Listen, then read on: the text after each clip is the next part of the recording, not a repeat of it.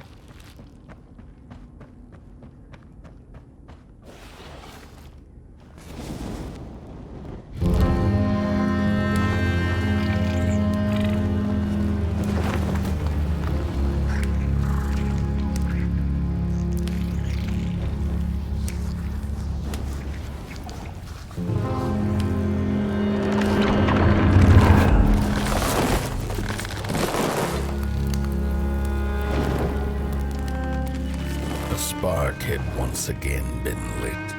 It was told that for the being who kept fire in their heart, all darkness would vanish. Nevertheless, this long night seemed endless and fraught with perils.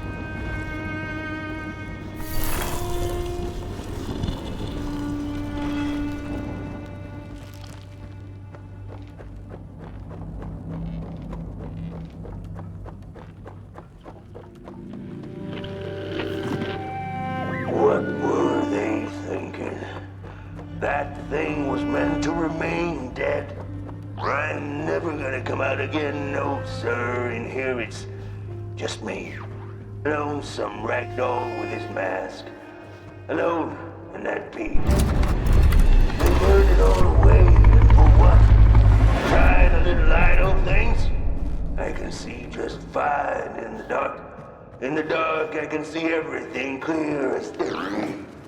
What were they thinking?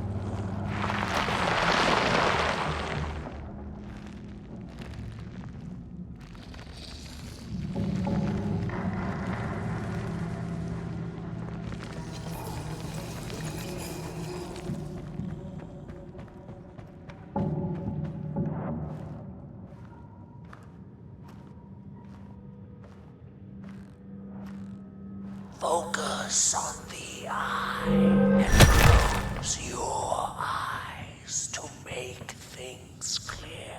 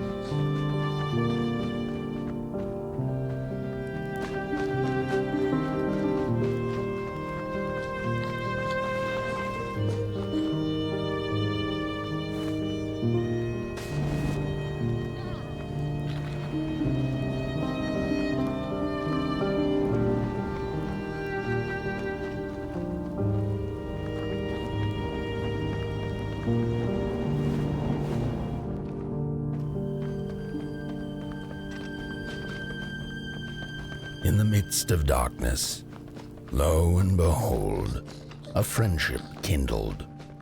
The fire that spread with it seemed so small against the vast night sky, small and flickering, but defiant.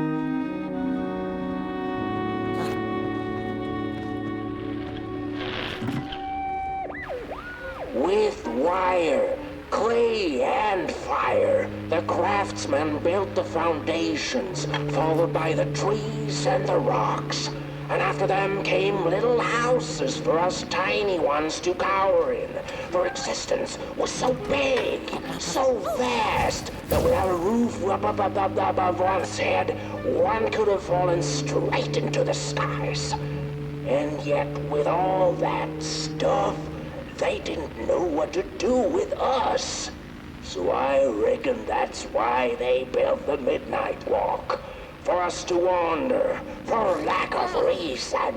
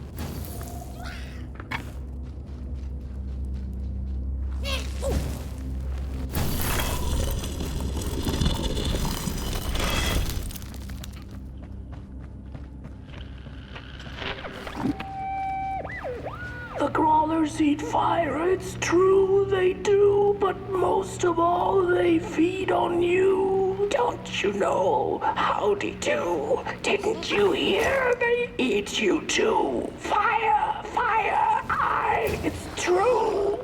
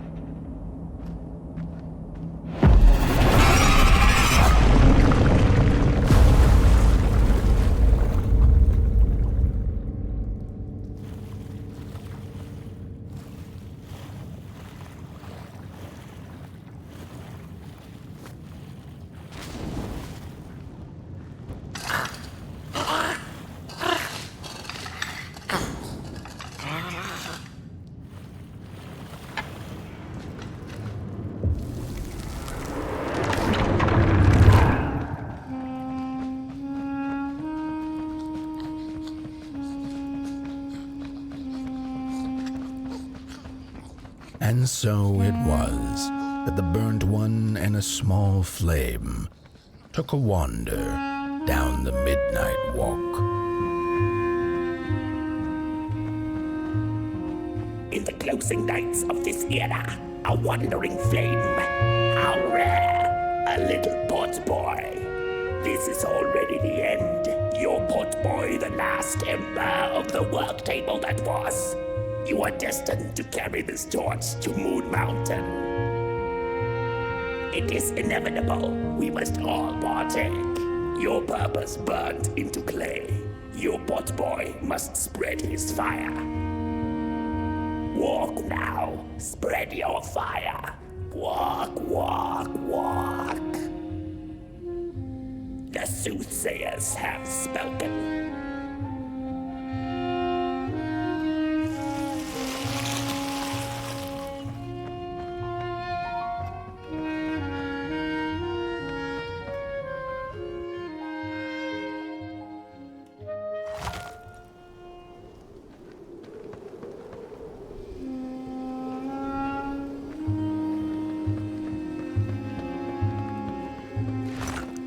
Whether they held or lacked reason, it didn't matter.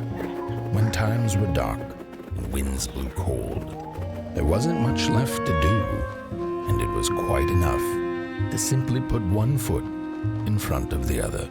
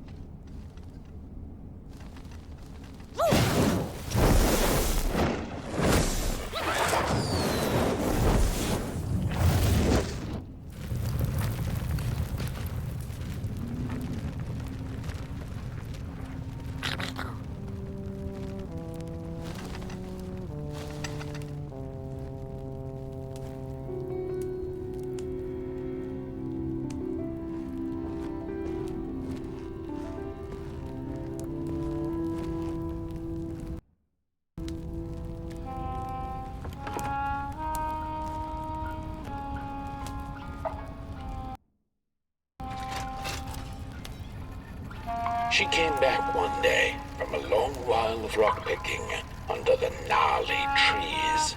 Usually the Merkle had been fond of fall and the refreshing cool of winter, but this time it had been much too long for her taste. Even the sun seemed tired, and she had all the rocks she needed, so she decided to treat herself to a long nap.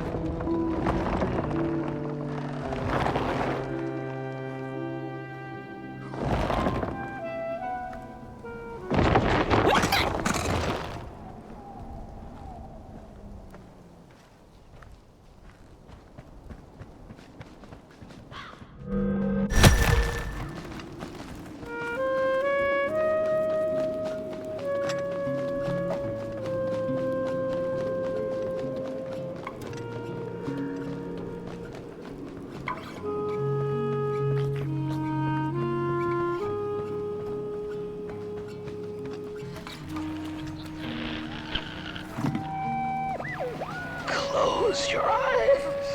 Listen. They sense you. They feel you. That's so beautiful.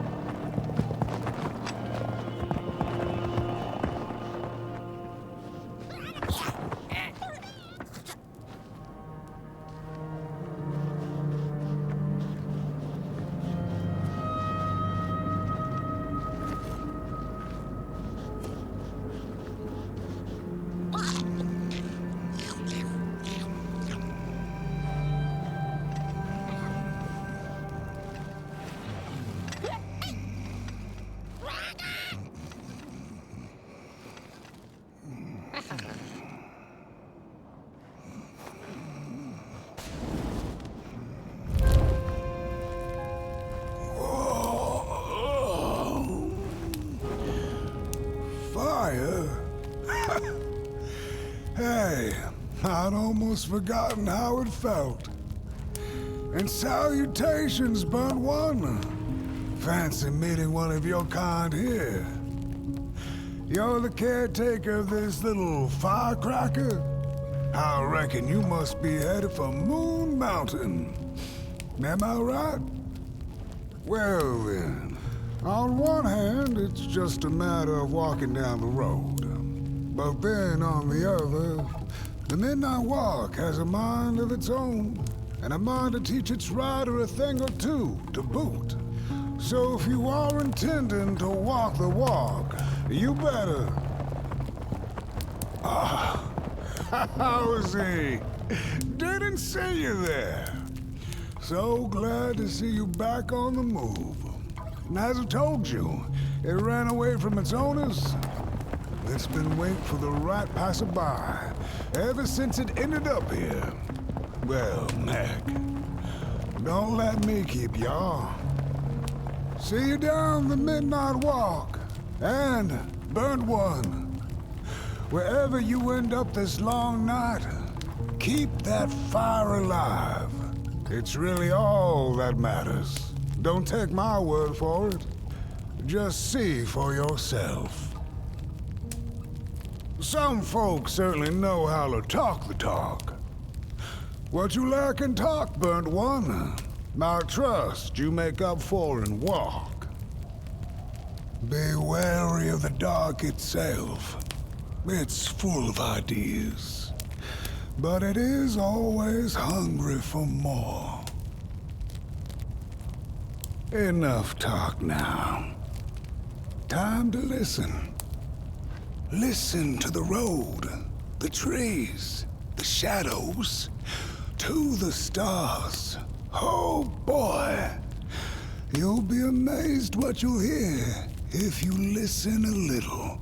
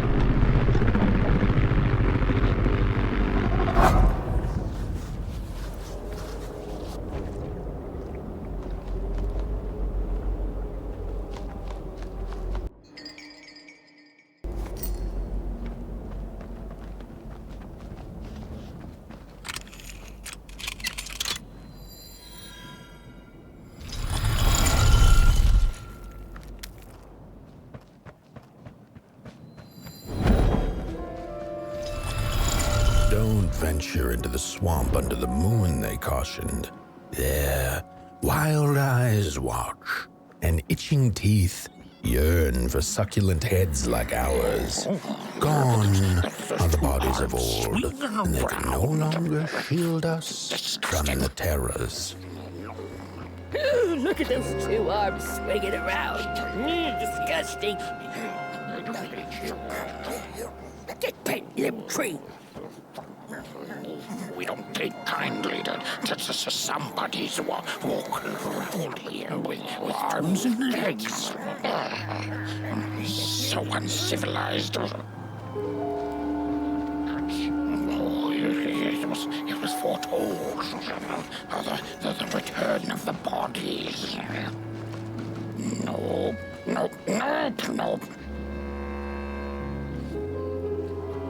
What are you looking at?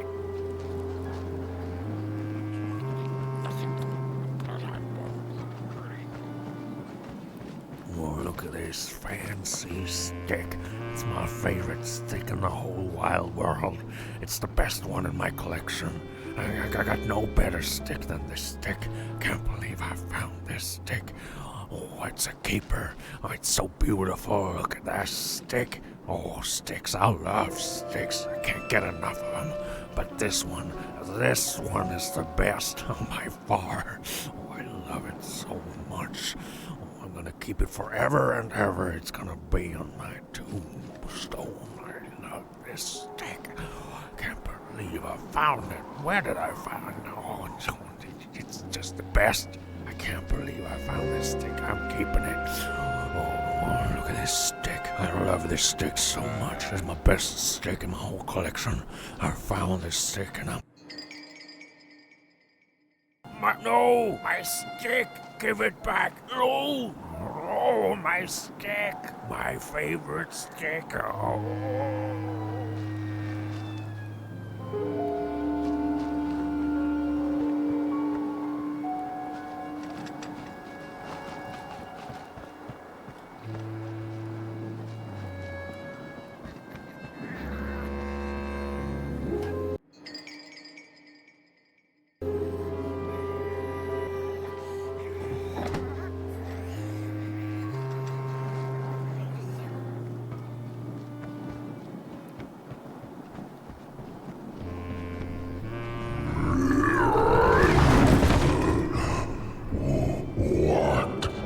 What is this?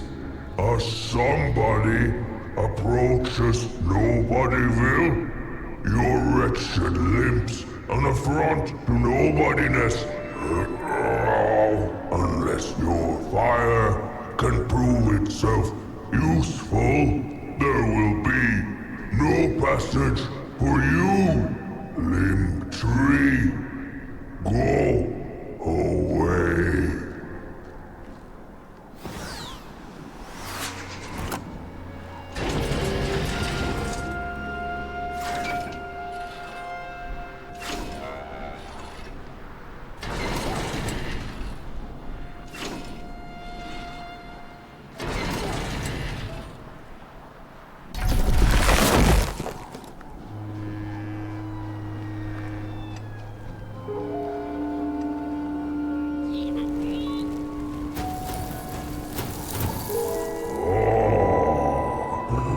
Candles have not been lit since before the great beheading. Now fire is back. Maybe fire can help us with our Molgrim problem. The headmaster will decide. Enter, then.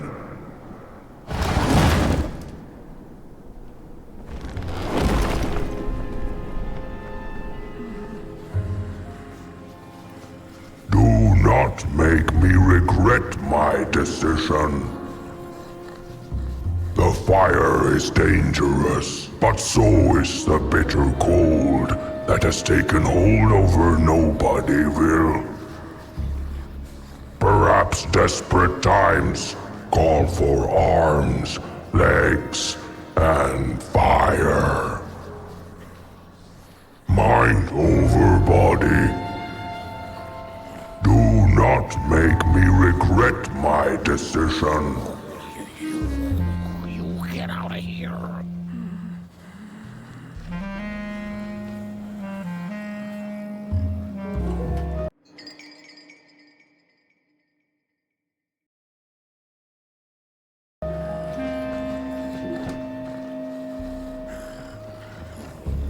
We don't take arms and legs. So uncivilized. Look at those two arms swinging around. Disgusting.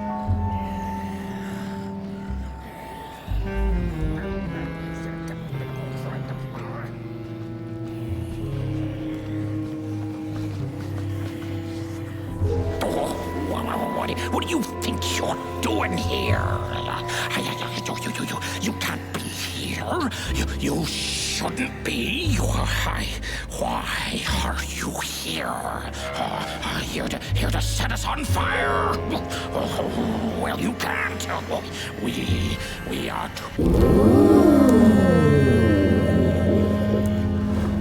true fire. We nobodies haven't been graced by its warmth since the bodies were banished. They used fire for war. Yes. Now once more, somebody disturbs our peace and sets fire on things with its tiny fire devil. You must leave at once. Leave or face our...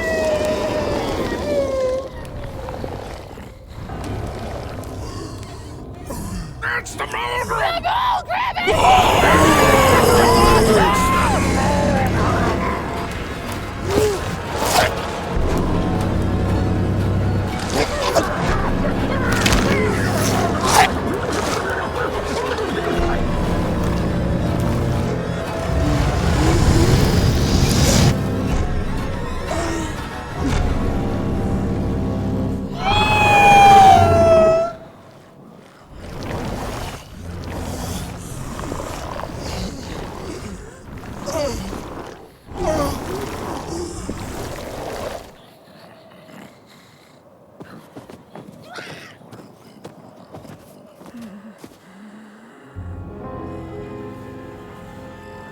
I guess I'm the headmaster now. As you've observed with your own head globes, we have a problem. It is called the Mulgrim. Recently, she has become bold, moving ever closer to Nobodyville. You should help us get rid of her. Yes, get rid of her. Tame her. Just make it stop. And by the powers suddenly vested in me, I will, shall grant you passage through our fair Nobodyville. Here, take this. Blech. Blech. Now, go do the quest. Meet the problem head on. Tame the Mulgrim, and we will, I shall graciously let you pass through Nobodyville. Mulgrim's cave lies that away, if I could point. Heed my words, the Mulgrim will get you! No, without that body of yours, you'd be drop-head gorgeous. Bodies are scary. No offense. No. I know the body. Yes. The bodies made us do bad things. So we banished them.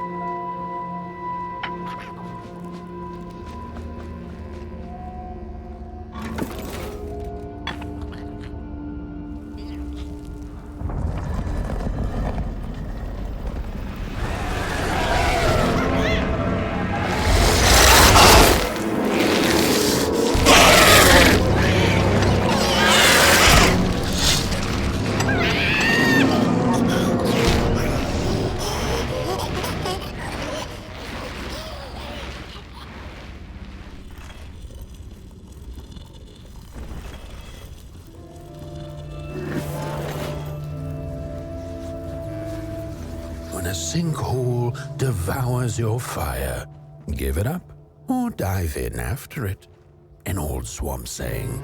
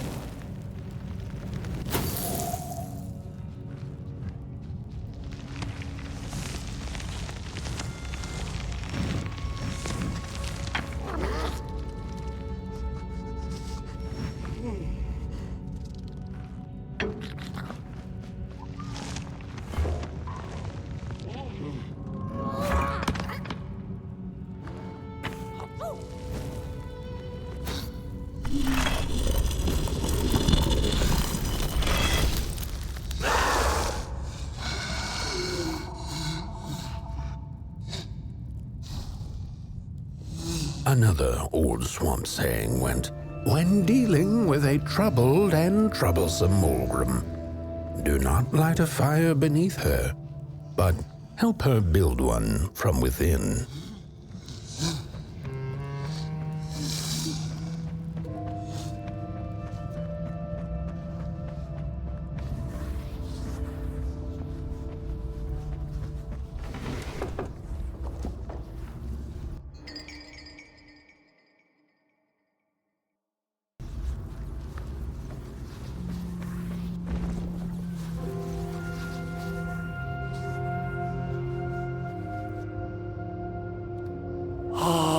My neck hearkens the anguished howls of the Mulgrim, and the bitter patter of feet. A somebody and its flame, albeit a small one. 'Tis enough, perhaps.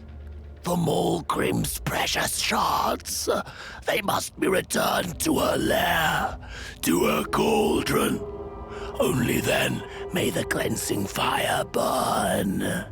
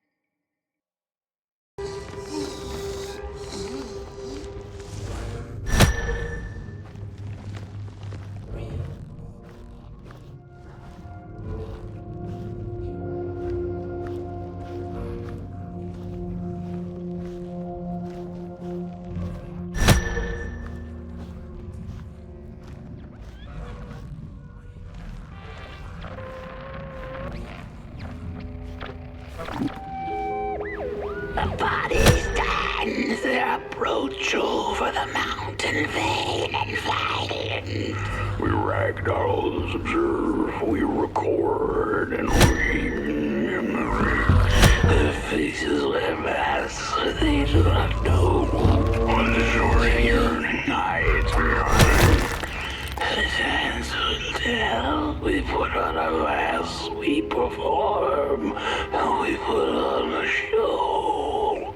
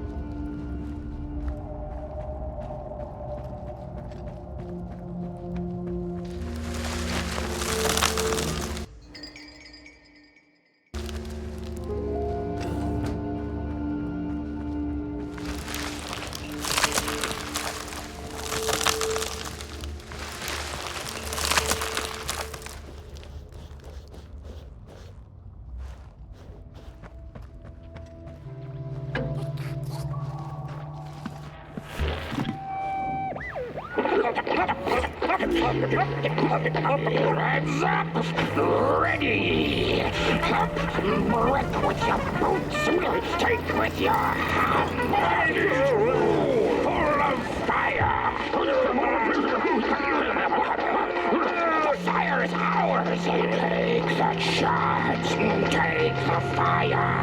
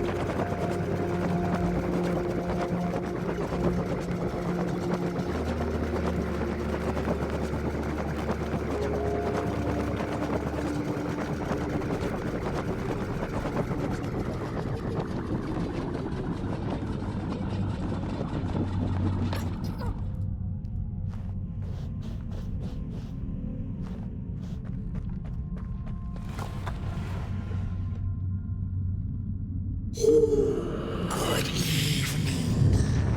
Or is it morning or afternoon? Hard to tell without a sun, isn't it? No, it is most certainly night.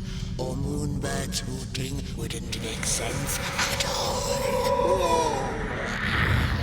Speaking of sense, will you help an old bird find some in this story? Fire up these dusty murals in the right order, and you will receive a present, a little gift, yes. Bring the fire to the story.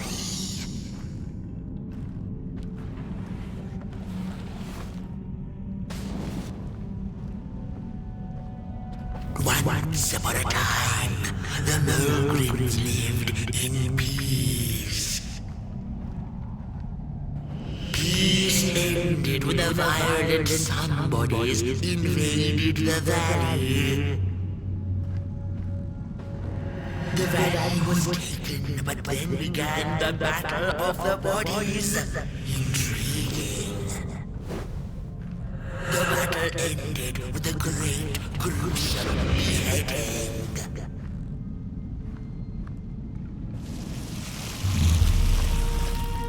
For time immemorial, the Mulgrins had lived in the valley in peace, sharing good eatings and howlings around their fire, which they had inherited from the skies.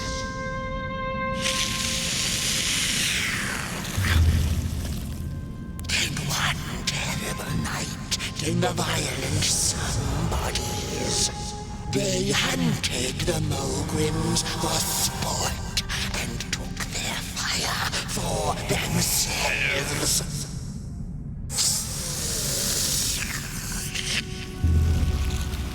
But the somebodies knew not what they were dealing with, for as soon as they held the fire in their grubby hands, they began to fight one another with it.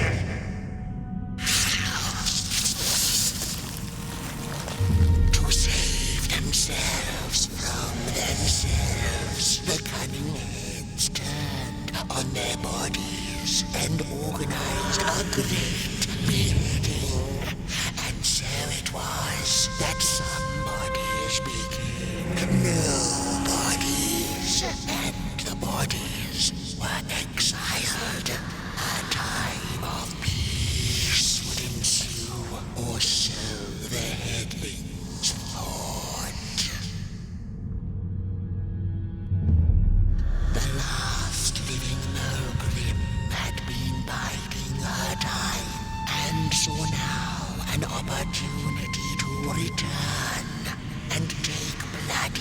vengeance upon the heads, who are now left defenseless without their bodies.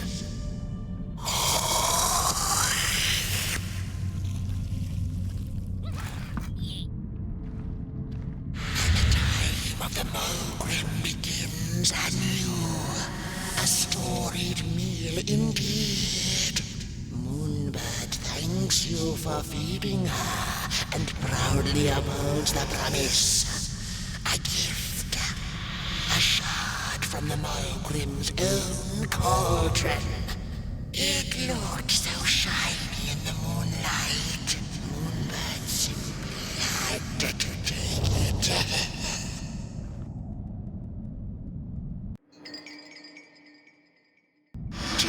For now, she'll see you in the light.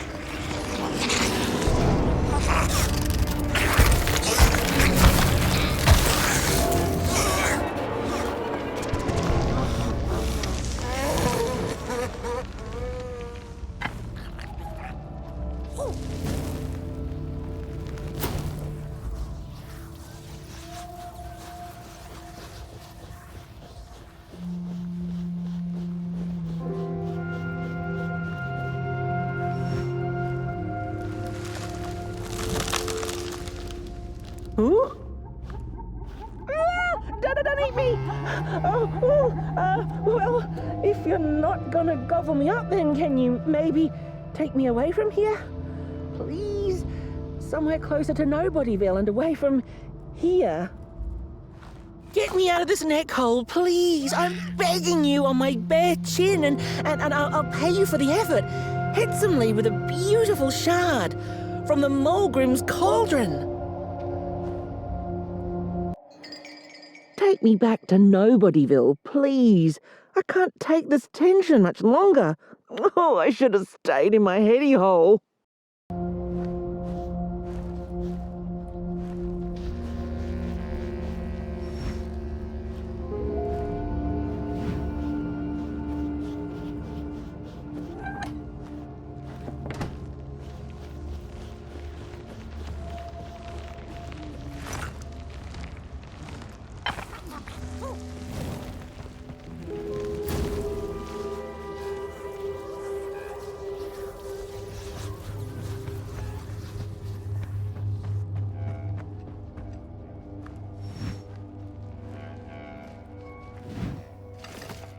Phew, thanks for saving my neck. And I think I have a reward for you. A real treasure.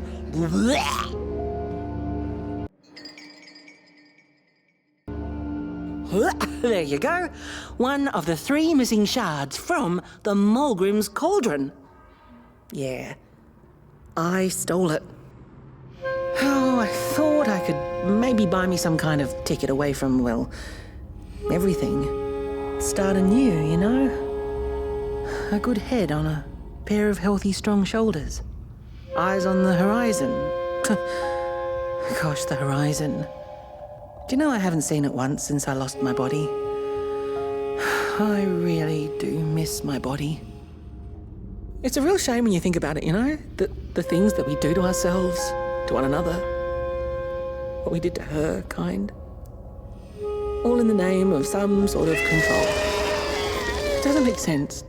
Anyway, I guess I'm sad. Sad and sorry.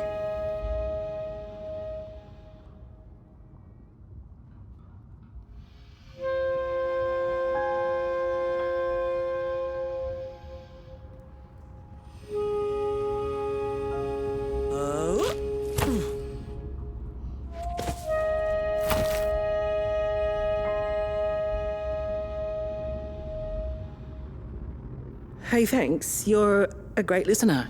You know that? Just take care of that shard now. Maybe put it back where it belongs and... yeah. Goodbye.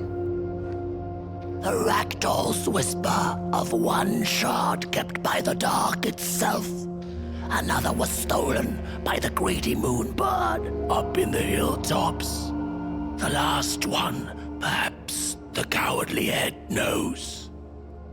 The heads betrayed us bodies, but not before we had betrayed ourselves. Fire in fist. The shards of fire. They must be restored to the cave. We hunted the Morgrims, took their fire, and with it, we set ourselves ablaze. The shards of that very fire must be returned to the Morgrims' lair.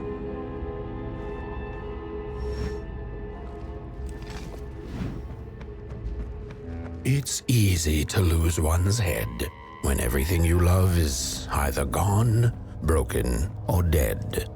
Yet another forgotten swamp saying.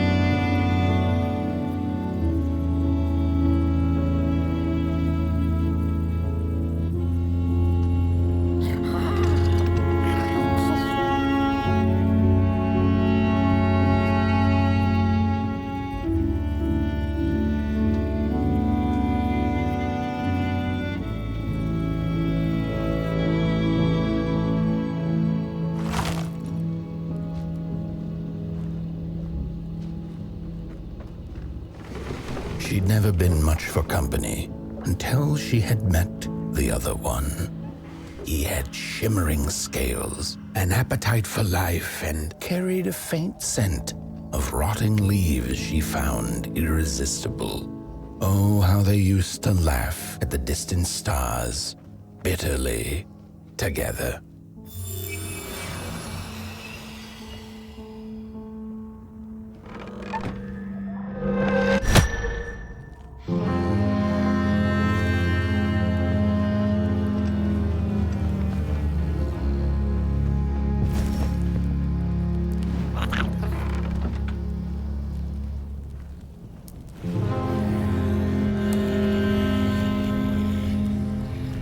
The howls of the Mulgrim have gone with the wind, and our headaches settled into gentle throbbing. Thank you, somebody, for you have not only graciously saved our necks, but also demonstrated the value of brain mass and heart blob working together. Could it be time for the bodies to return? We must convene on this matter, and you and your wandering flame must now leave through our gates and keep on walking the midnight walk to Moon Mountain. Moon Mountain! Here you go, somebody. This key will open the town gates. The mountain once again beckons, and the call is answered. Fare thee well, and take good care of your flame. The dark itself is hungry.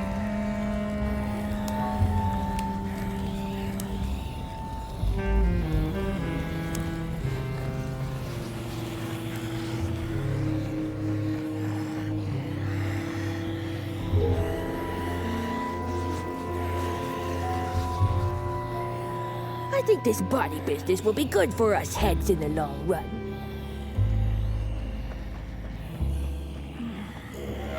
Body, oh, you gotta be a somebody.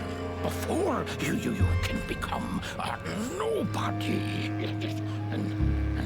And then be a somebody again.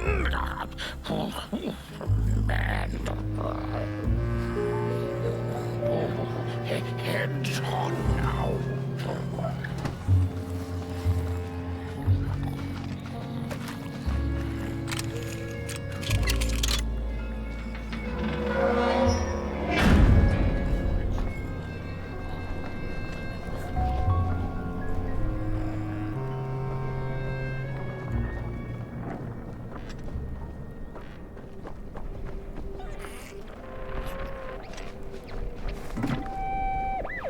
I've had enough. First it was the big Mulgrim hunt, and then when they forced us out into that make-a-forgiven swamp. I hate hiking, and then when we had nothing left to hunt, we started fighting each other, and then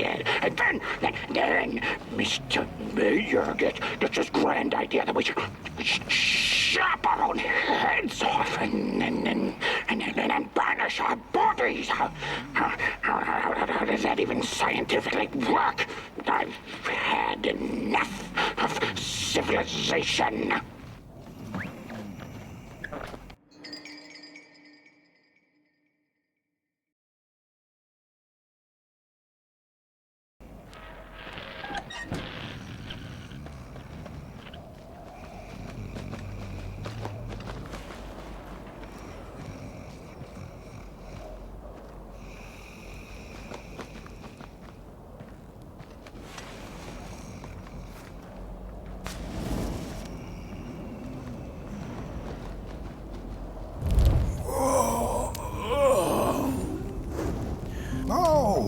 Back from a little swamp detour, huh? Hope the heads didn't give you too much trouble. At least your head looks attached to its shoulders and your friend's is, well, burning. So do not despair. Should you once again lose your way along the midnight walk, you're probably meant to.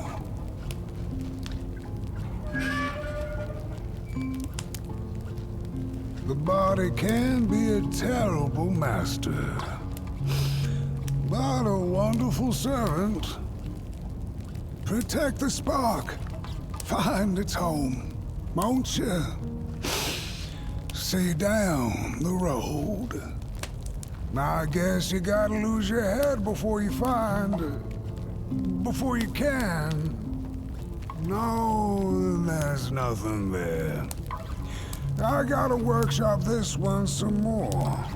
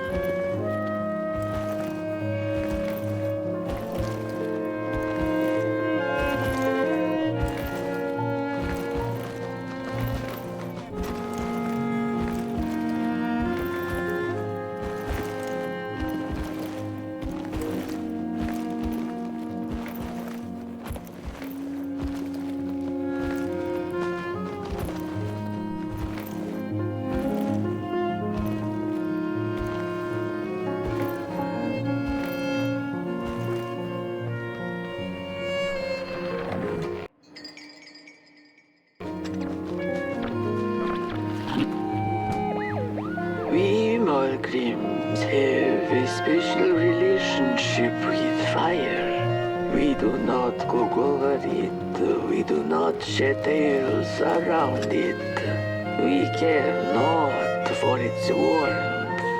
Ours is a different connection entirely. Fire is our window to truth and into the world beyond clay, to which we must return.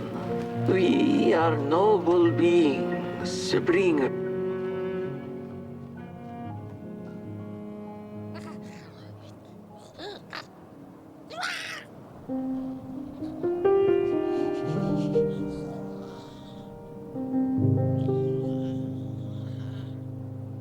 those who seek to end us, for they seek to end themselves.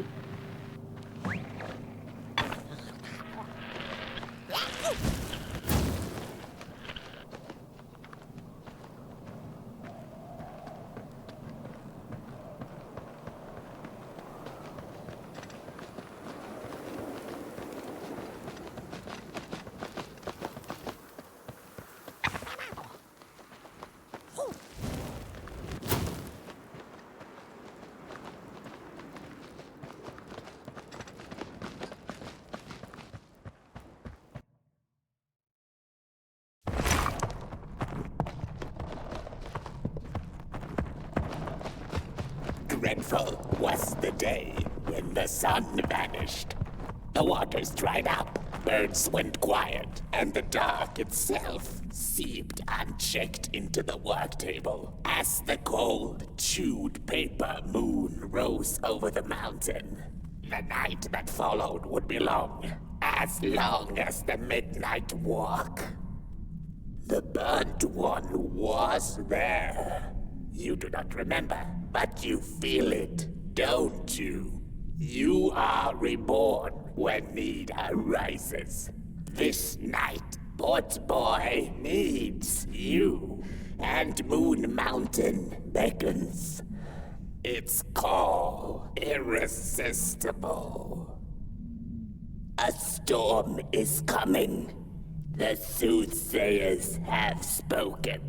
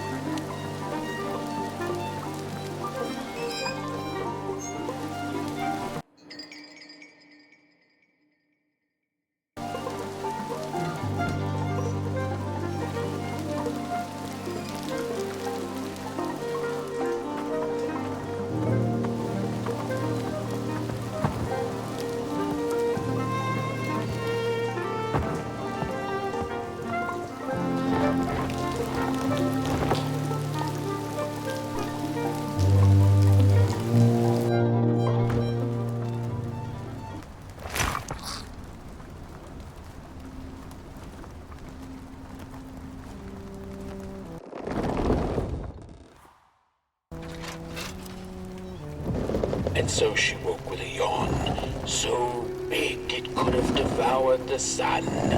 She had slept for just about a decade. A decent nap by Merkel standards.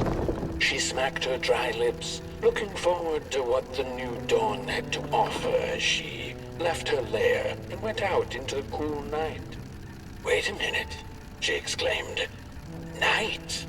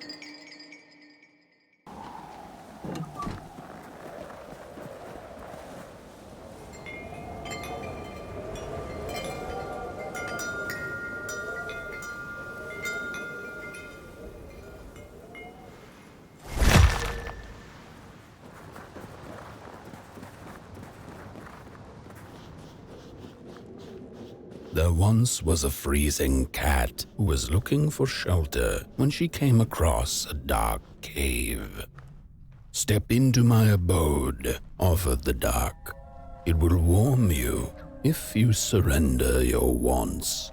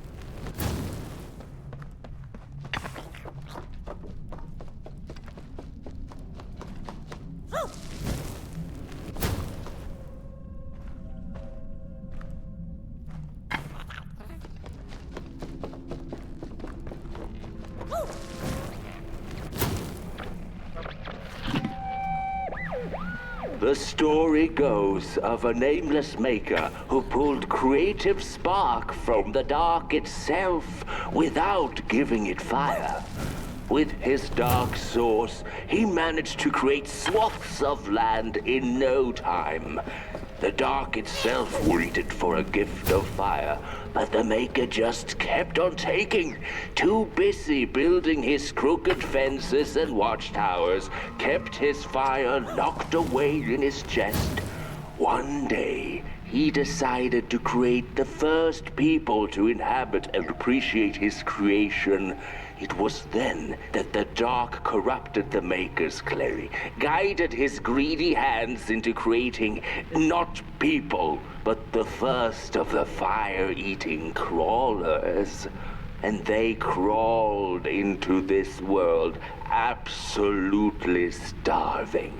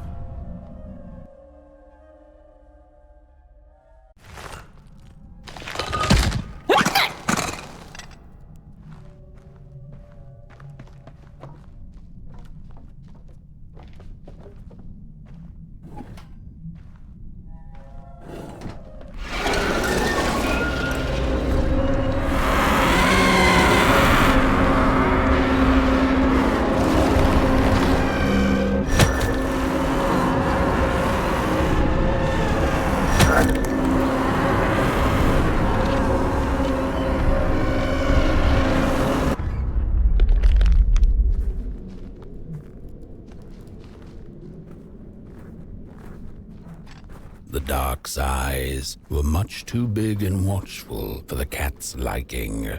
she went on to find warmth somewhere else.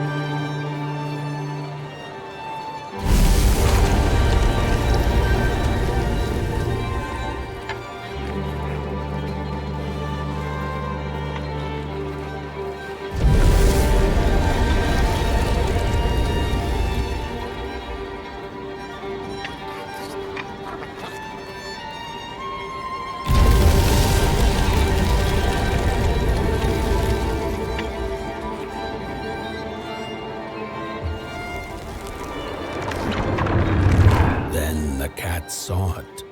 Rooftops piercing the sky. Approaching the town, she was greeted by a crone. Come, kitty, kitty, you must be tired. Sit in my lap. Share your soft fur, and I shall warm you for a spell.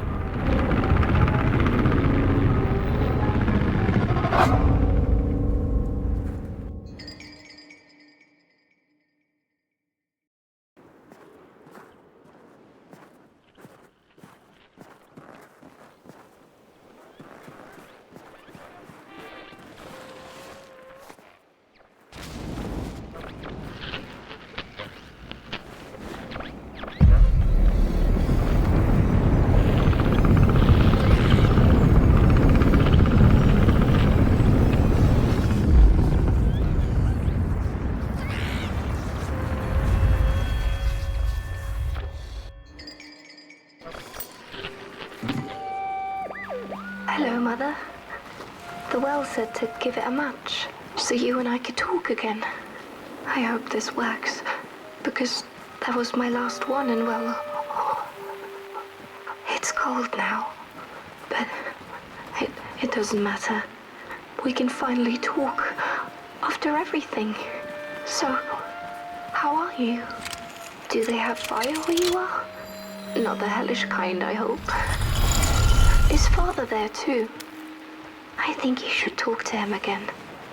I know it doesn't seem like it, but I know he loves you still. I love you. Still. I can't feel my hands. I can't feel anything.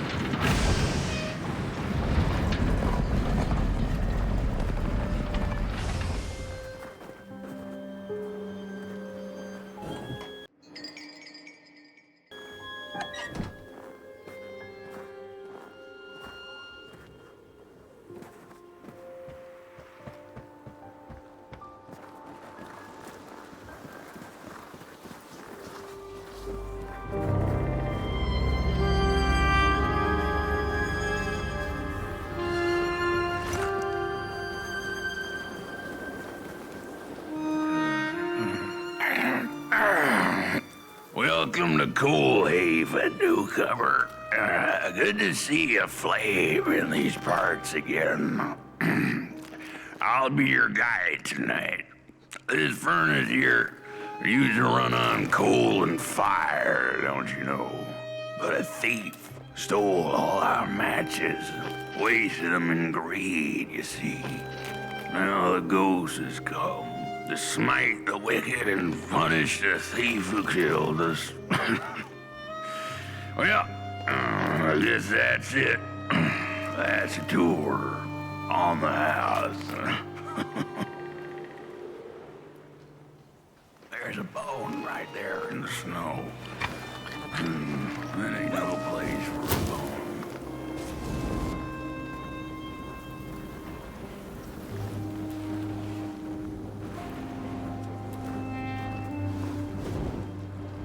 Your flame could bring back warmth to our graves, and may the worms in our belly.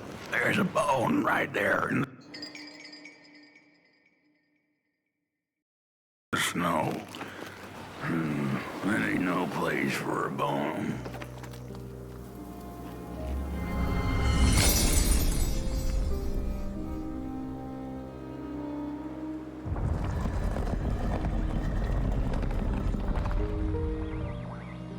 Oh, do you feel that? Something's changing. That furnace was the soul of the city. We used to worship it, us coal miners did. Fed it trees and fire like it was a hungry, angry god. These broken bodies. The matches were plenty, and then there were few. A thief is the cause of our doom and shame. Oh, the shame. There are many bones out there, you know. The cat didn't like the crone's crude pettings. Her hands tugged at her fur. Now, rest still, the crone said, as she pulled out a crooked knife. The cat was quick and escaped just in time.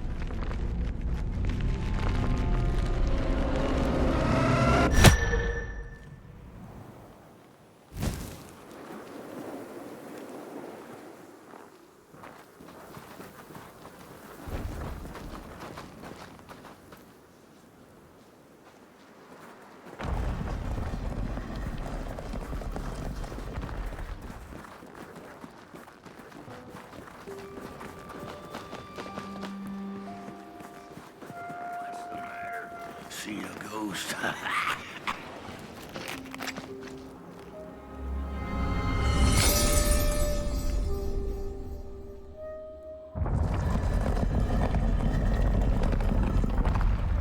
The thief loved the stars. Would have plucked them out of the sky if it were possible. But the dark itself stole her stars, turning the thief's sky as black as a cup of joe. And so the thief began to steal matches and lit them, hundreds of them, like little stars of her own. The crooked path to the house on the hill lies open. You hear the scream. There's a lonesome house and cool even upon the hill. A house of fire. We don't go there no more. The matches were plenty and then there were few. A thief is the cause of our doom and shame. Oh, the shame. But the day of the dark shall come in the guise of a thief, in which the stars shall quietly pass away, while the houses shall be destroyed with intense heat, and the earth and its works burned up. What do I know? I'm just some dead guy. Throw me a freaking bone. Wherever she sought warmth, it had a price. The miners needed the cat to get rid of the rats, and the vicar wanted her protection from bad luck. Bony hands reached out from all around her, trying to grab her. The bird matches lead to the house. Brothers and sisters, hunt down the thief. The matches. Follow the bird matches. Follow the matches. What did we do? Brothers and sisters, hunt down the thief. The matches. The trail of burnt matches. It leads to the house on the hill. It's them. Burn them. Like they burnt our hope. Our hope. They took it. We'll take theirs. The trail of burnt matches. It leads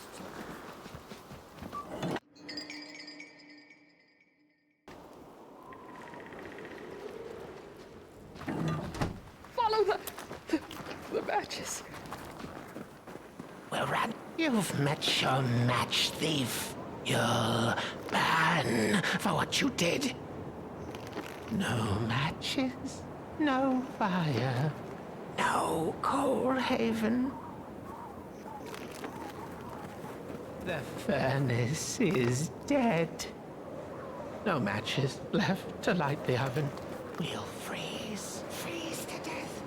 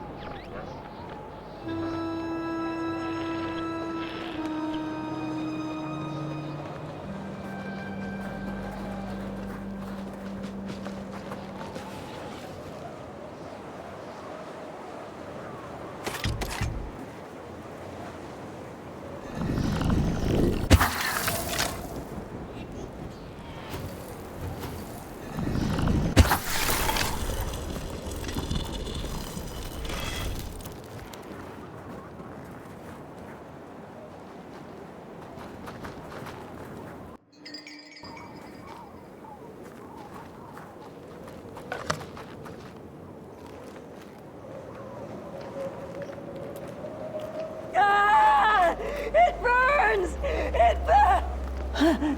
What's... Oh, this isn't my body.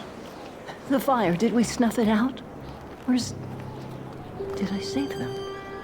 The house. It's ruined. Well, it wasn't supposed to go down that way. They locked the door, threw the key into the woods. Huh. There was so much anger, and now there's nothing. This body is so uncomfortable.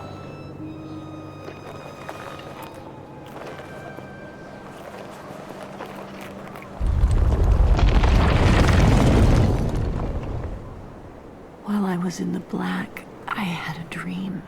There was a monster in the woods, with our door key dangling from its tail.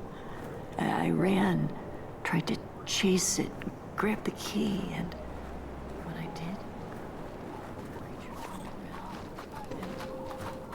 around. Its face. It was the face of this whole town.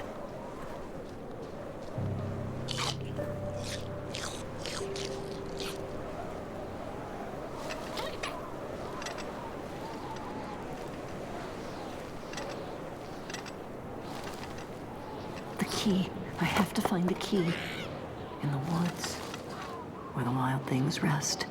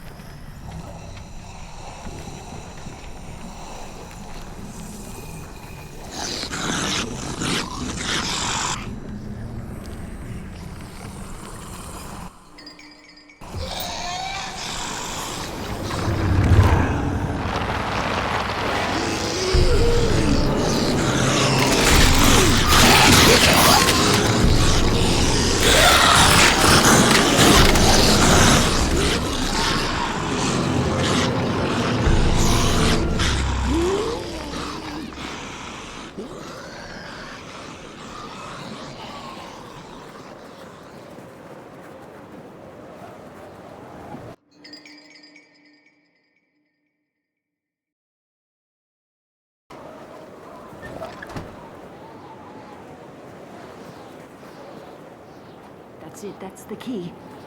Unlock the door. Please. I want to see my home again.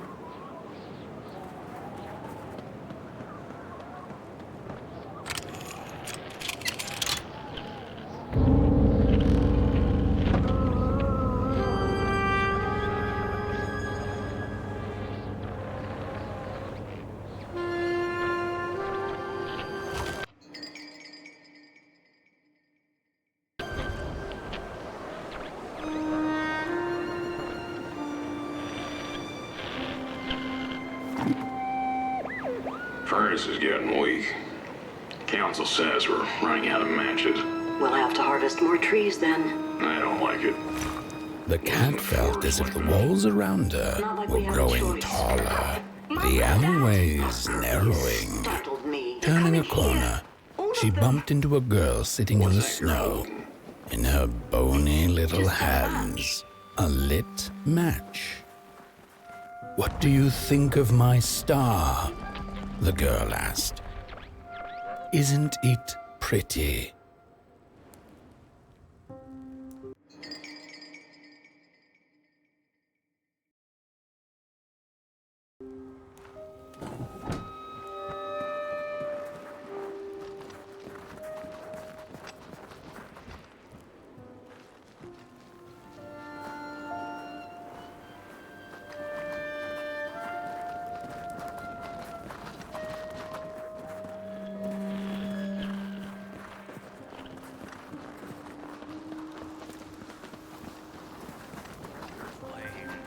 Bring back warmth to our graves, and may the worms in our bellies dance again.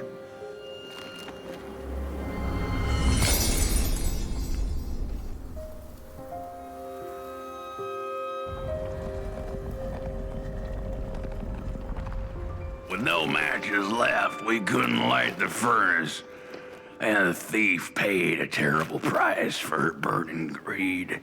As the furnace died, one by one, so did we. But before we perished, the dark itself moved into our hollow husk, turning us cold and wicked. If I had a heart, I'd feel great shame for what we did. I'd feel great shame for what we did. The old man feels it too. Should have been long dead with the rest.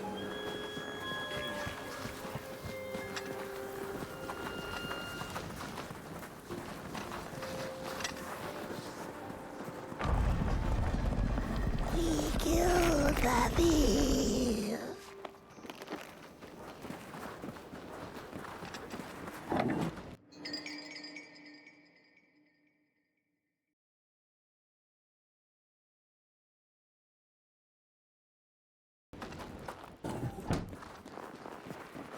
We killed the thief. The old man showed us the way to their home. He didn't know it was her, otherwise he'd kept it secret. She was his friend, he was his mentor. He didn't know it was her. No rest for us after what we did. I know the thief was to blame, but she was just a child. The anger kept us warm, but only for a spell. Now there's nothing left but cold, sharp guilt. So much guilt. Why aren't I dead? I know the thief was to blame, but she was just a child. The anger kept us warm. What have I done? What did we do? I thought we'd just punish her. She was miserable and found comfort in fire. Shame. Shame. The furnace died, so we had nothing left but justice. Sweet justice. Justice won't keep us warm. Shame won't keep us warm.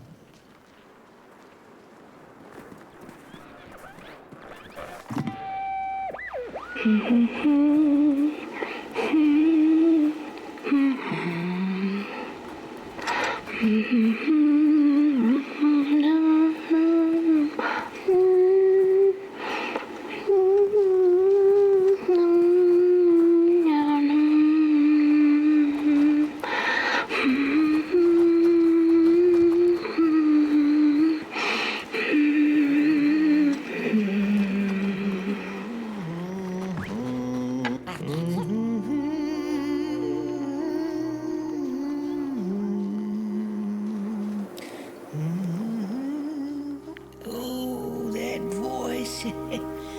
What I wouldn't give to hear her sing again. Those sweet, sweet tunes like fallen leaves of the trees that were such a waste. Such a shame. I wish I could hear her sing again. Just once. Just once. Oh, I know she stole from us. I know what she did to our town. But she could sing. This town's not much without fire, no. But it's even less without song. If I could just hear that lullaby one last time, I know I'd be able to move on. I know I captured it once in a melody-keeping head of clay, so she could hear her beauty for herself. But I dropped it in the woods that horrible night. I was mad, so very mad.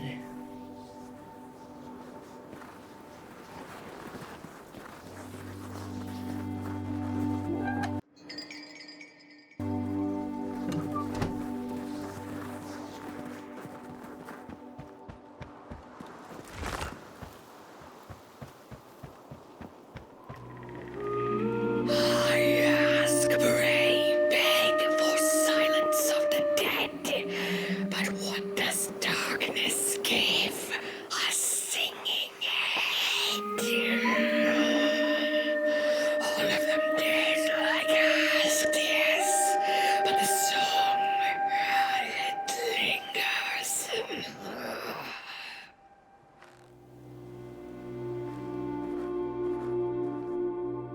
No dance, I ask, no singing, no way. No nasty gold-digging persons, I pray. Darkness listens, in moves eyes. No more villagers, very nice. But that song, it lingers.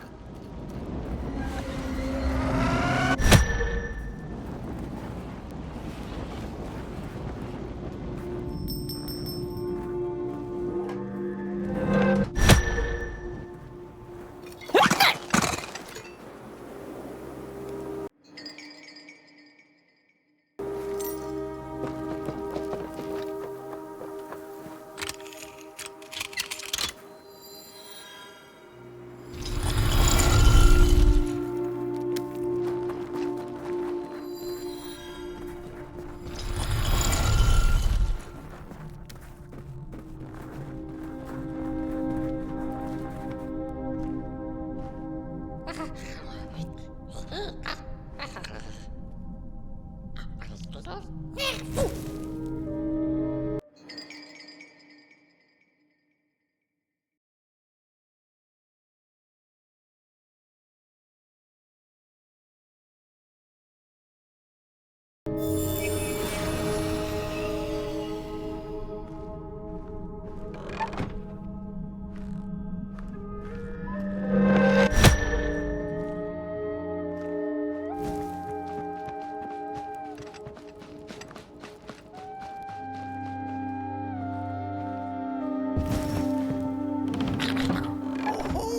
burnt one. Little flame, you found it. Ha ha.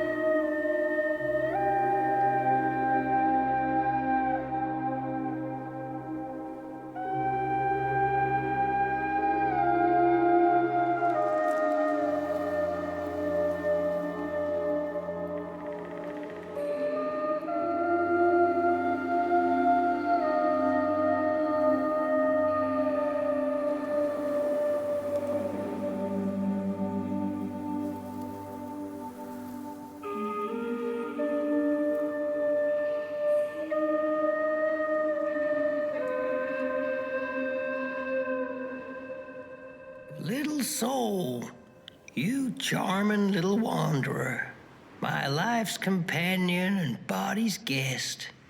Where are you off to now? I don't know what I thought would happen. I feel a strange warmth, but just as coal runs deep in the earth, so is the shame a part of me, mine alone to bear. Burnt one, small flame, I am grateful.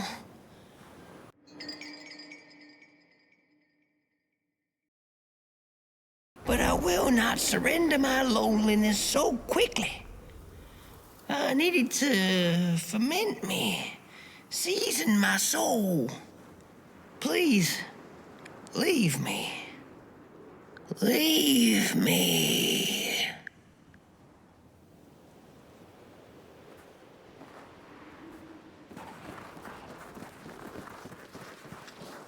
The girl offered her burning match, her last star, but the cat could tell she needed it all for herself. Grateful for her unconditional kindness, the cat left her to her ghosts.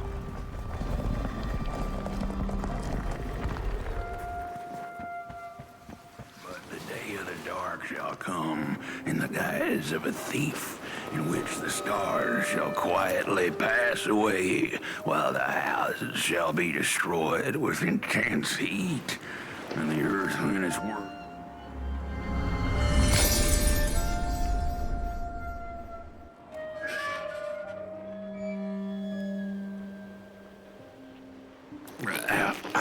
The door to the flame is open. It's already there. You just haven't lit it yet. Now, if you don't mind, a little spark. And just maybe we'll be able to die for real this time. In life, I didn't mind a little loneliness, but this is the worst. The furnace longs to burn once more.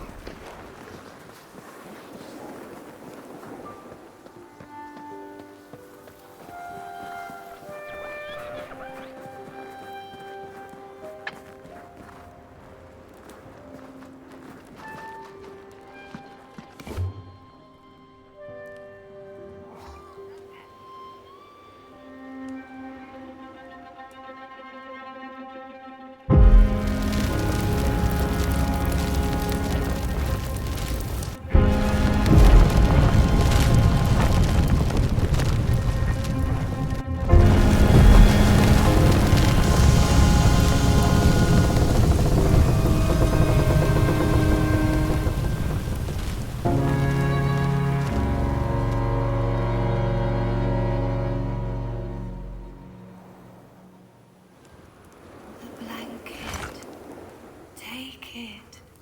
It's so heavy.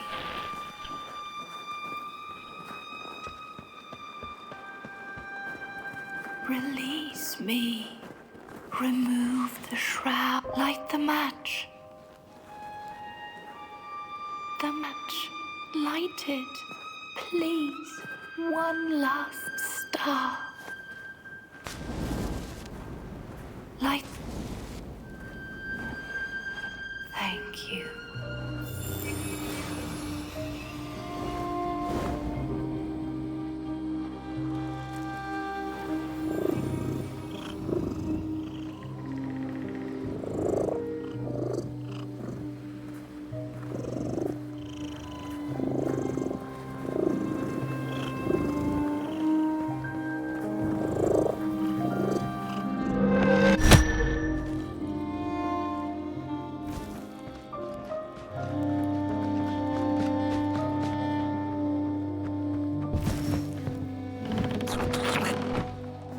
The cat finally settled in front of a giant burning furnace.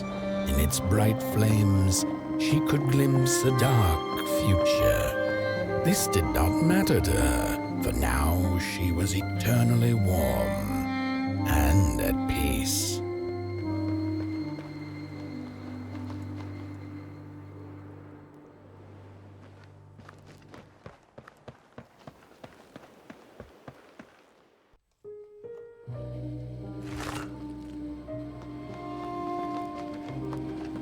The flame burns still, and the fire has spread along the walk.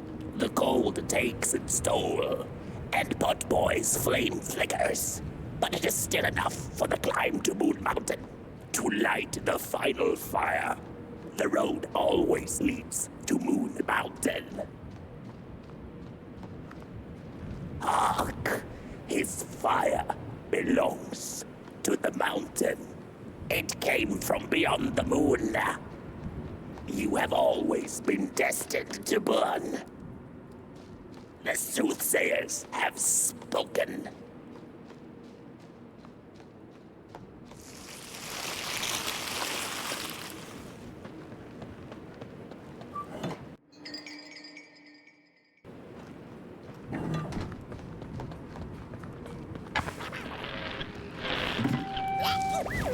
There's a fella who watches over the midnight walk, pointy hat and hollow gaze. He's been around longer than you or I.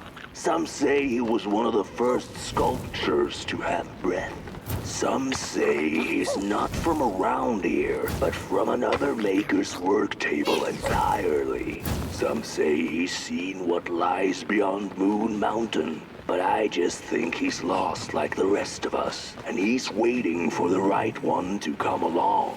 Waiting for something that'll give him that eureka for his song. He keeps his banjo by his side, but he never plays it. Strange, but he's in no hurry. He's got all the time in the world.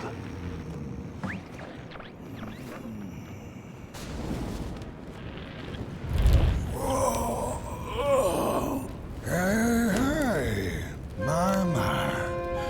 The bird one and its flame approaches. The road's been long, hasn't it? And it just keeps on going, don't it? Why don't you rest here for a spell? Change is in the air. Warm winds coming in from Coldhaven. I trust you're not pushing that little flame of yours too hard. He is mighty, no question about it. But between you and me, he still has a ways to go until Moon Mountain.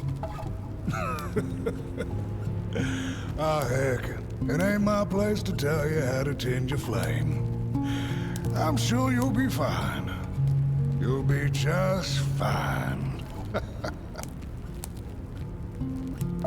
Ah, to feel at home wherever you walk. How's it? What a friend to have on the road, huh? Now, There's an open door invitation, if I've ever seen one. Go on in then. Get some rest. I'll keep watch.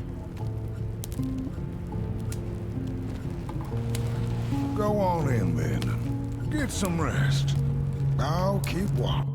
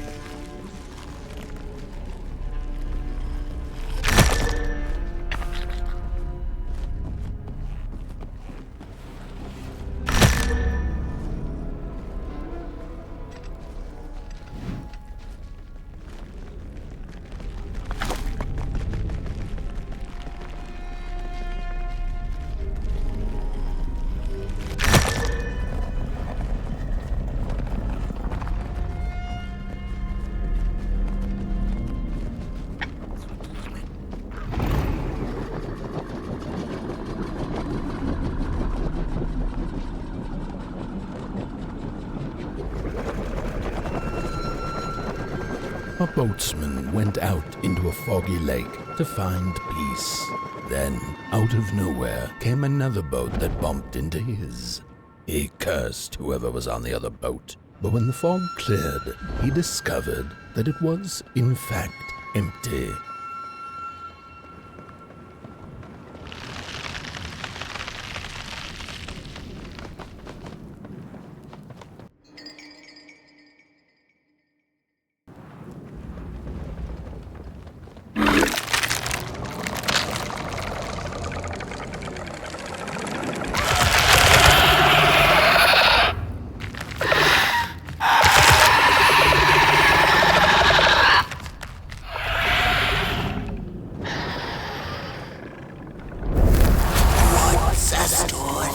Without a little adversity.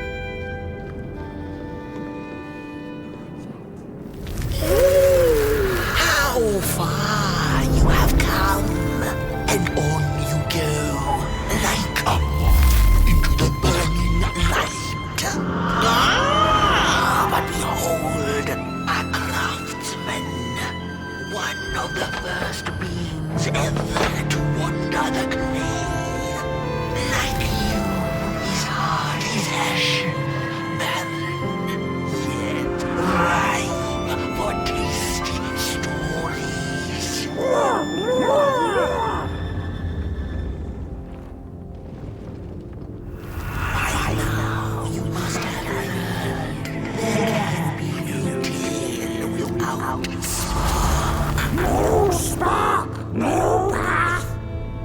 Light the fuse. It will guide the burnt one, and mayhap feed Moonworld. A symbiosis most reasonable. Don't you agree?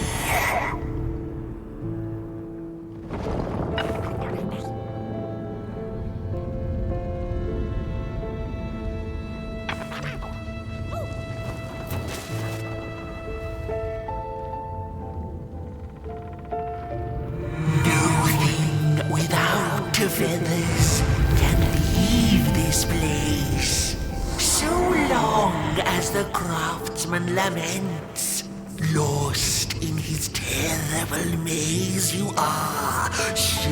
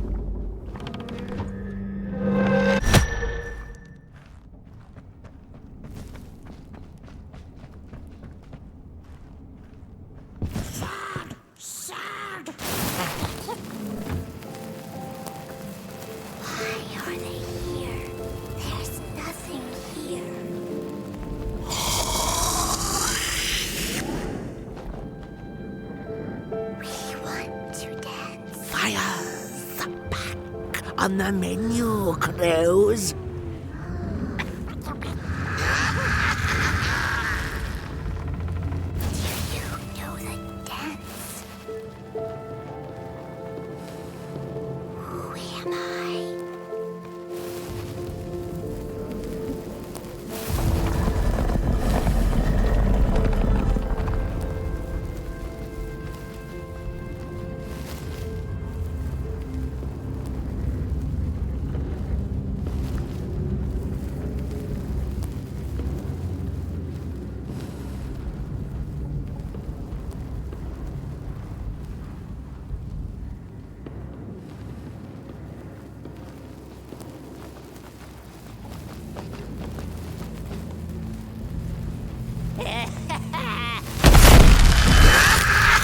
I see you.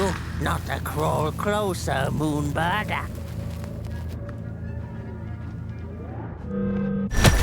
Birds of the dark everywhere.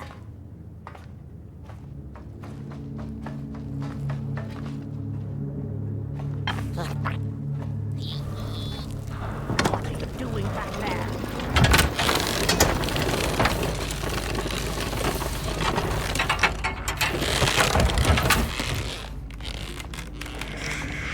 Faces behind faces.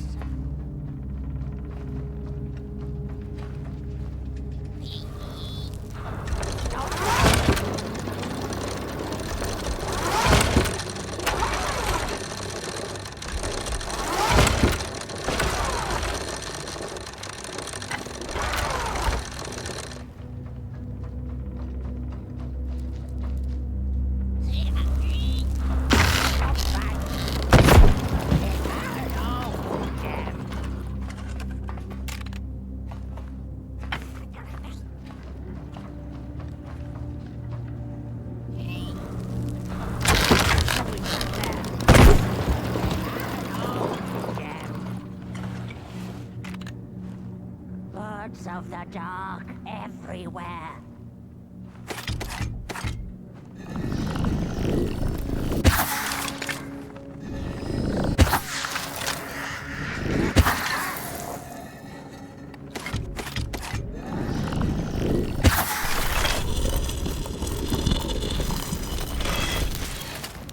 Birds of the dark everywhere.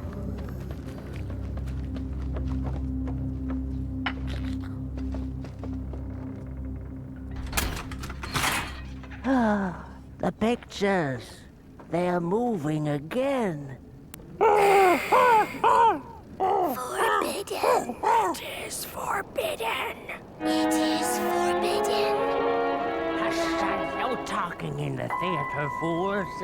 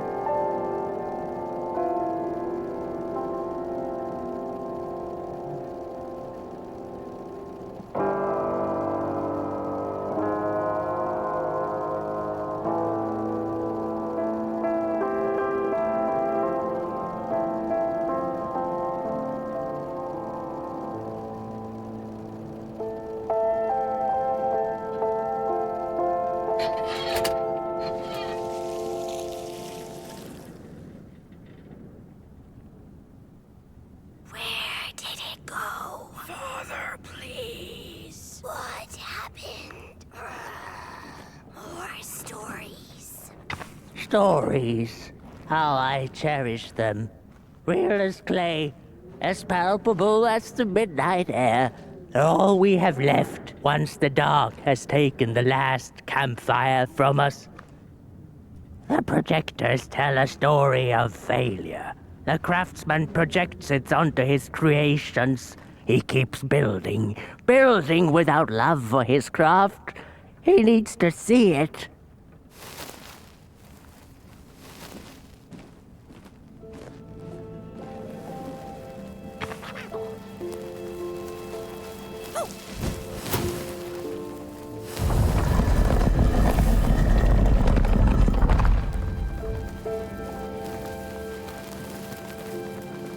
The potter, stuck in the sinking clay in which he had dug so greedily, spoke his final verse. Here was I born, and here I lived. My refuge was the clay, and now the clay has played me false in a most grievous way.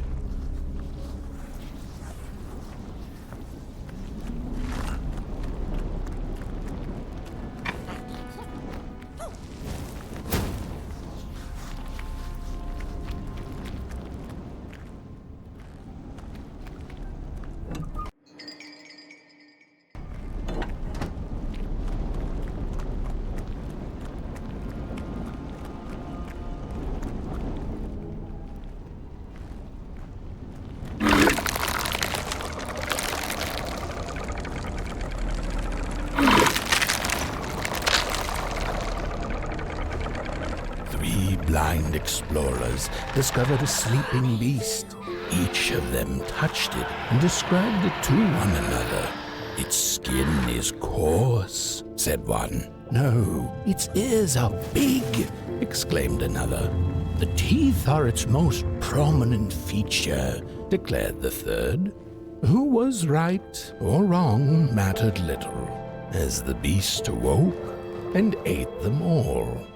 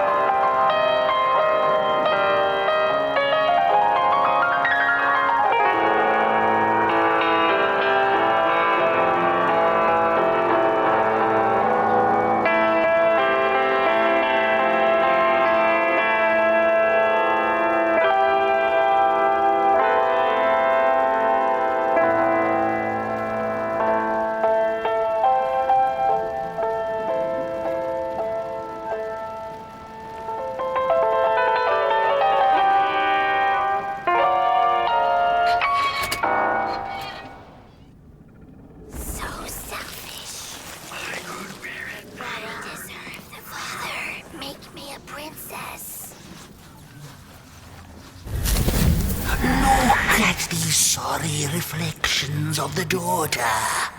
None of them will ever dance, ever feel the warmth of their maker's heart. They can never be enough.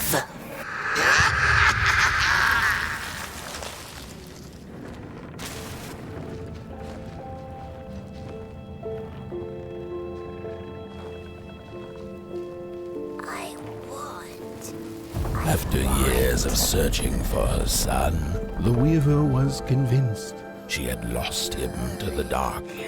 One night, there came a knock upon the door. "It's your son," said a voice. "Please let me in." Thinking this was some cruel spirit come to mock her grief, she remained silent until her son gave up and left, never to return again.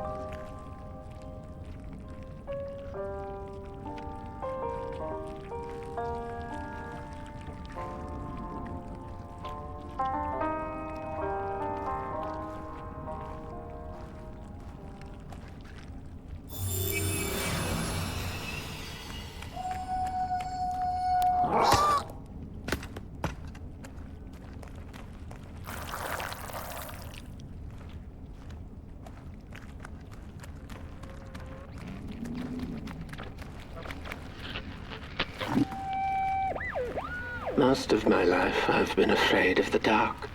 When I was little, my childminder got annoyed with me and tossed me into a wardrobe as punishment. She let me sit there, alone, and I sat perfectly still so that no closet monsters would notice me. It was the longest, most terrible 15 minutes. Many years later, I don't know what happened, but now I love sitting alone in the dark. I get into the wardrobe, close the doors, and I sit perfectly still. It's like a void, empty, but not cold, where nothing exists and everything is possible.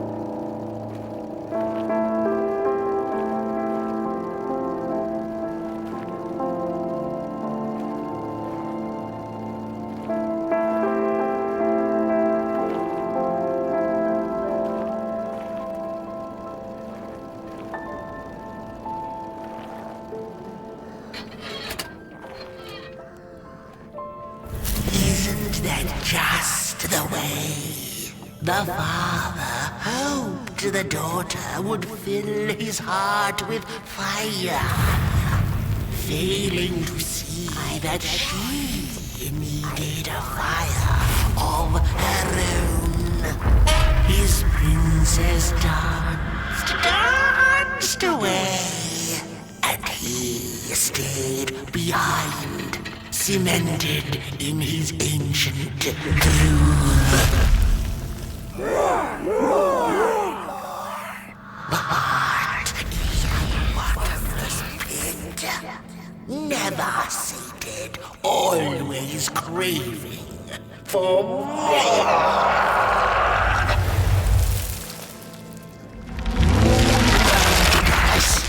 Enough.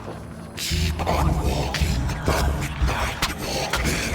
Don't run all the way to your infernal doom. She will be there to gobble up the embers.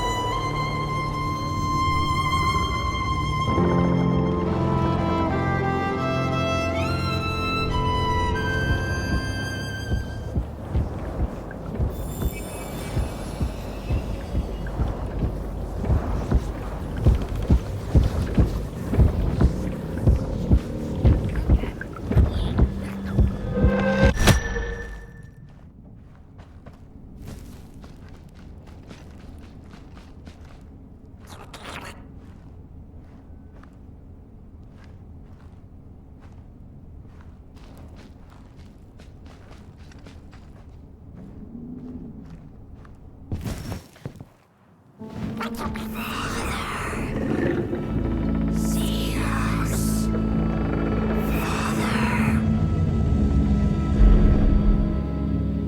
Thank you. Thank you.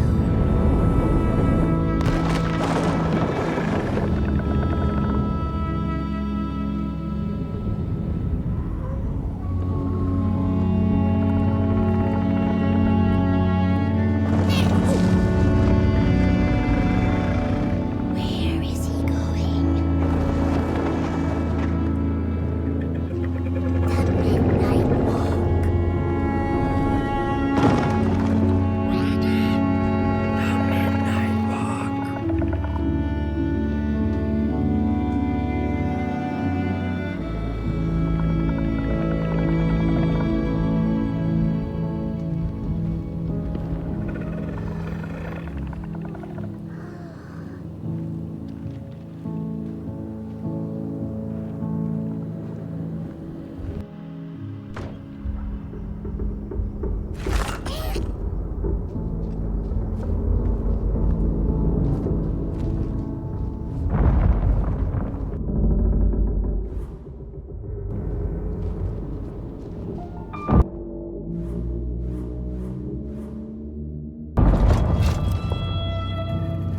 The Merkle had taken a nap that had lasted 2 decades. Now that counts as oversleeping, even by Merkle standards.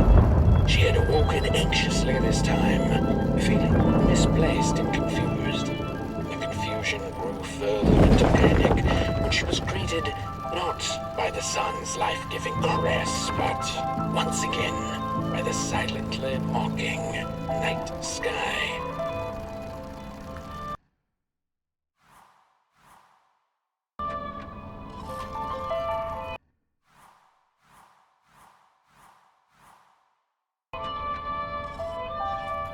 There was one star out that night, and it glowed a cold red.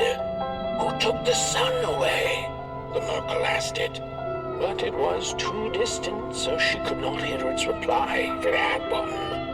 The Merkle had never felt so empty and alone. Lost in quiet despair, she managed to open up to the winds and followed the gentle push south down the midnight walk and to the Darklands.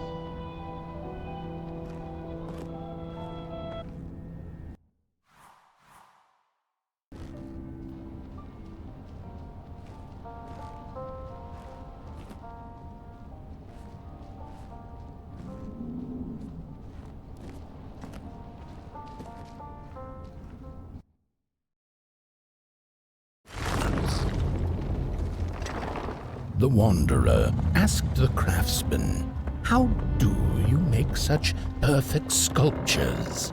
To which he replied, "Oh, there's nothing to it really.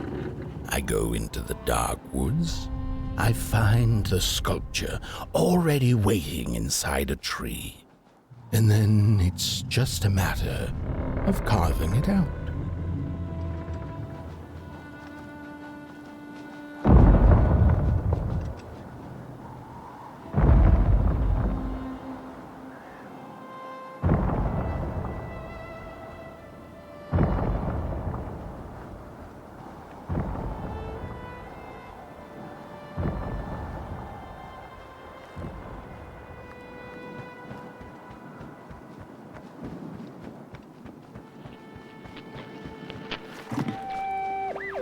When I was a child, I exchanged letters with a monster in the woods. We were best pals, and we shared all our secrets with each other. One day, my sister told me that the monster wasn't real, that she'd written me all those letters to play a joke on me. But the joke's on her, because I knew the truth about the monster in the woods, and we exchange letters to this day.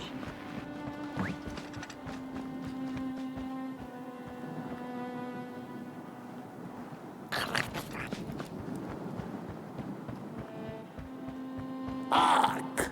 Not very far now. Not very far. The flame longs to be free. Caged, it cannot not truly burn. How beautiful. How tantalizing. It is simply the way of fire.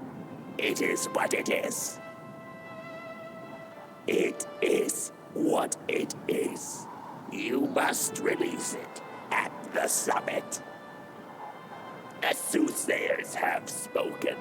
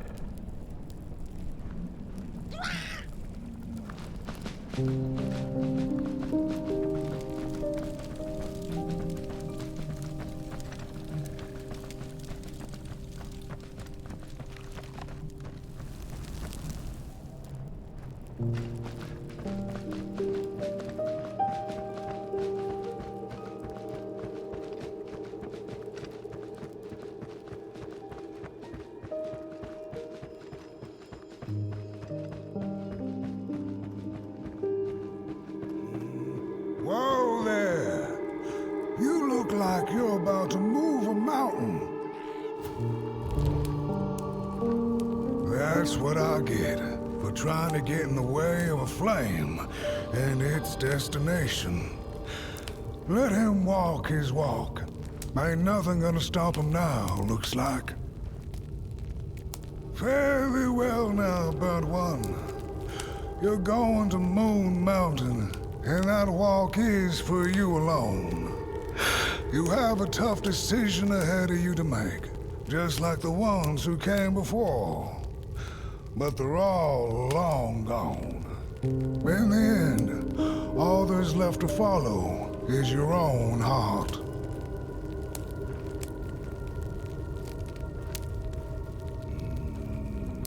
Hurry now. Go catch up with your little spark before the dark does.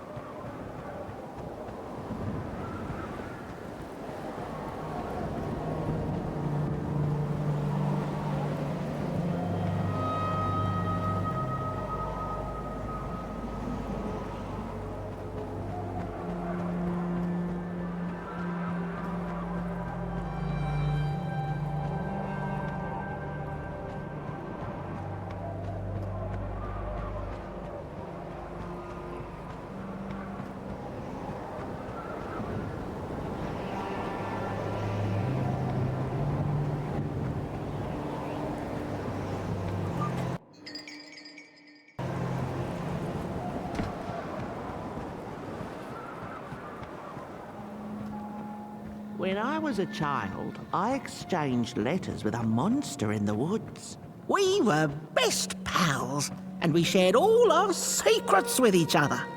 One day, my sister told me that the monster wasn't real, that she'd written me all those letters to play a joke on me. But the joke's on her, because I knew the truth about the monster in the woods, and we exchange letters to this day. Oi! You the caretaker of this little fireball? What were you thinking, letting him run off? Don't you know how precious he is? Oh, yes you are. A real sunbeam. Who took the sun away? We Merkles used to ask until it finally ceased to matter. Night skies like these, trouble seems so far away, doesn't it?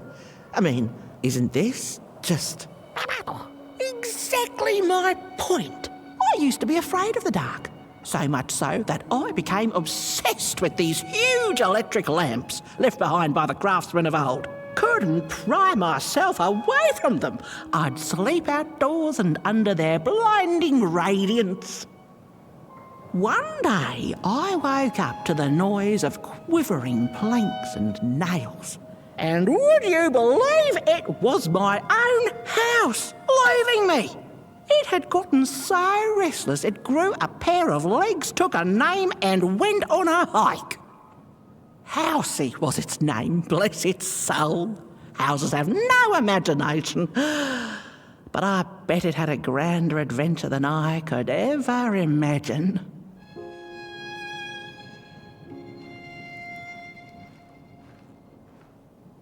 This little flame is your home, burnt one.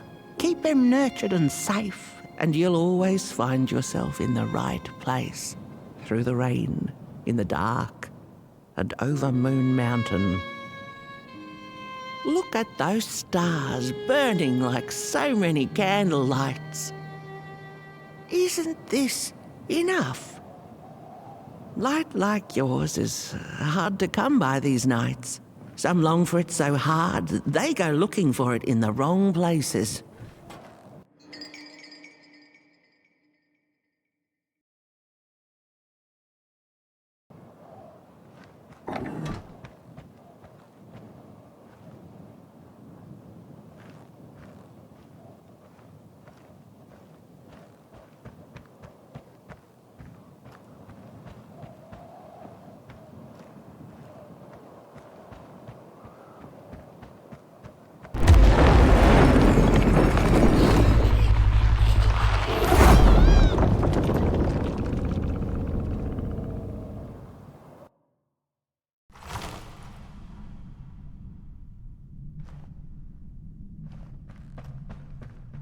What is the dark? Is it ugly and cruel? Is it a place for monstrosities, for fools lost in the woods? A terrible void where all your nightmares come true. The dark could be a friend, perhaps a space where we might find each other, all of us equal under its cloak.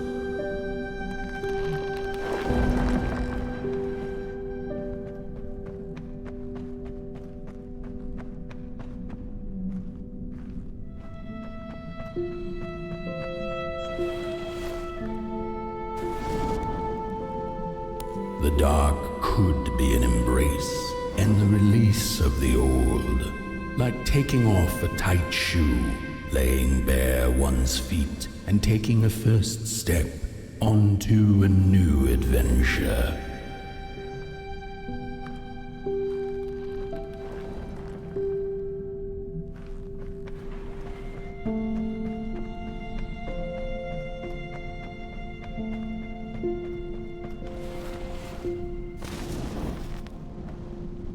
The dark could be a moment of clarity and calm, a break through icy clouds and the shameful stories we tell ourselves that fetter us to the clay and mud.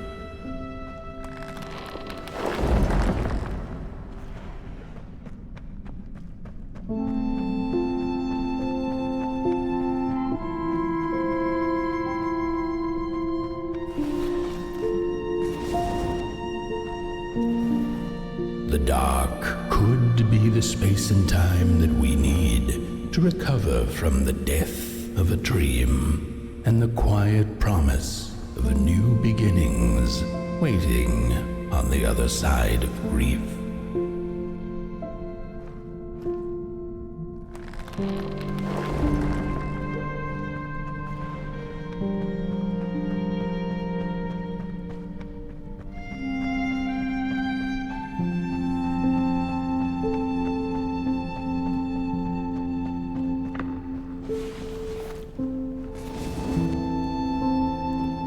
In the end, the dark remains a mystery, its secrets locked away behind the stars. But one can rest assured that it is always there, watching, patiently waiting for us to enter it, with fire in our hearts and with eyes wide open.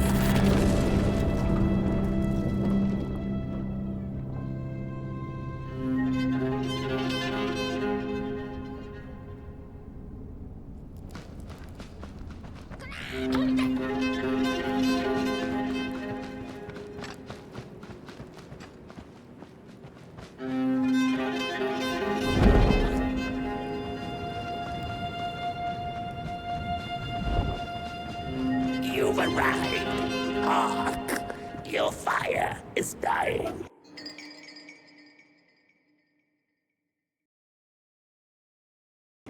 But the the last embers will light the final fireplace and send your potboy home. Can you do what you must? Naturally, you must. It is destined, and you will be loved and forgotten.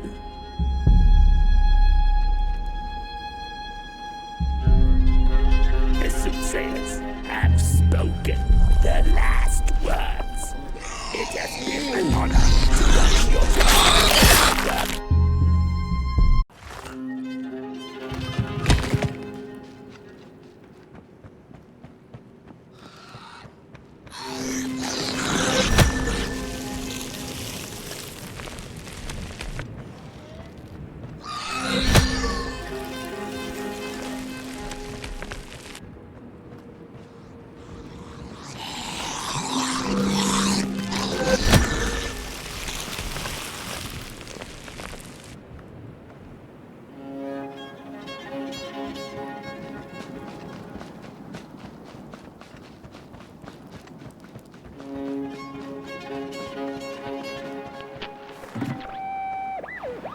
The first two-legged beings did prosper under the first sun, but it didn't matter how much they bathed in its light. They craved more.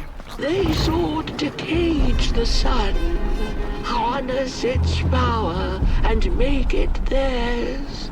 But the makers in their foresight had put the sun far, far away. So far that no creature could reach it. That's why, in their desperation, the two-legged ones began to collect matches, lighting them like minuscule suns of their own. But there are only so many matches in this world, and one day they'll run out, and they shall once again look to the sun.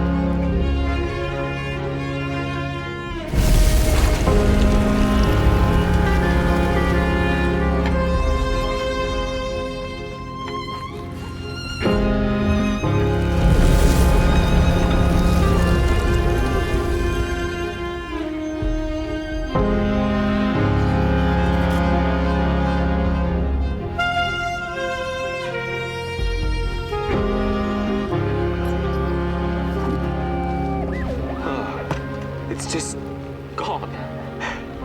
I had this wretched gut feeling like something was up, like something was on the way, a danger I never could have guessed. I figured that's just how I always feel, and my worries seldom come true. And now here I am, and I have been for some time now, and it just won't come back. I'm thinking, while I had it, I didn't know what to do with it, how to care for it, enjoy it. But if I had it again tonight, I'd probably waste it all over again.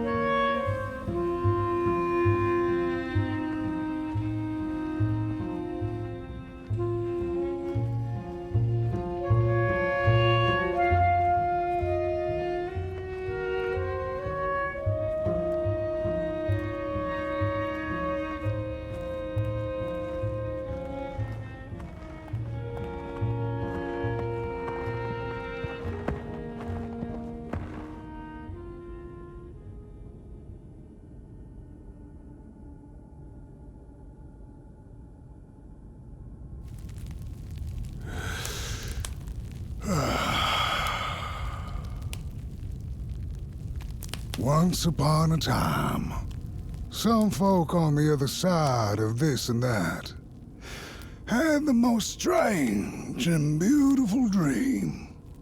I hope that tonight you caught a glimpse of it, and I wish you the levity and grace to smile in the darkest of times and on the way down your midnight walk.